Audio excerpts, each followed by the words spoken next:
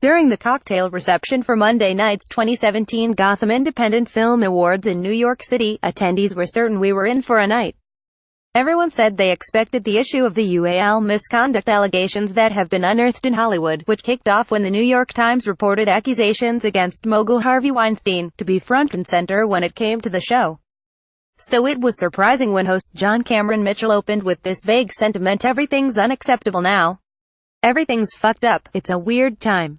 So we #resist, because we're panicking and we want to do the right thing so hard, and we reach for the right thing, and it's like flying around. We grab it, we hold really tight, and we sand off all the complexity and we flatten the nuance until the right thing looks like Hollywood. It's really simplified and smooth. It's a weird time. And then we moved on. There was a moment when we clapped for the women and men who have come forward, and the journalists telling the stories, but nobody specifically noted what those stories were about. Nobody said the name Harvey Weinstein. Nobody pointed out the irony that one of first award shows occurring after Hollywood's reckoning was, later that night, going to give a standing ovation to Dustin Hoffman, whom Anna Graham Hunter claims harassed her on a set when she was 17. Hoffman issued an apology for his actions.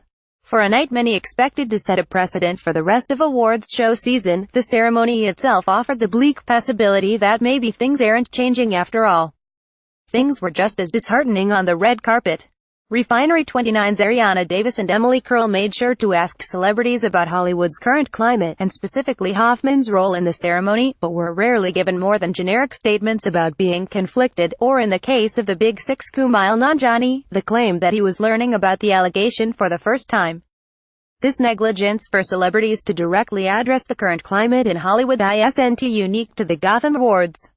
The New York Times reported a similar gaping hole in the speeches and tributes at the Governor's Awards earlier this month, where Hoffman was also greeted with raucous applause.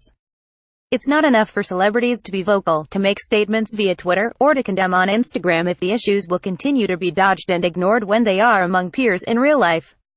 Every time I geared up for a speech to really go there, it ended with a smile and no mention of the fact that there's a systemic problem in Hollywood, and the fact that no one will say it to the faces of the people directly involved is precisely why it went by unchallenged for so long.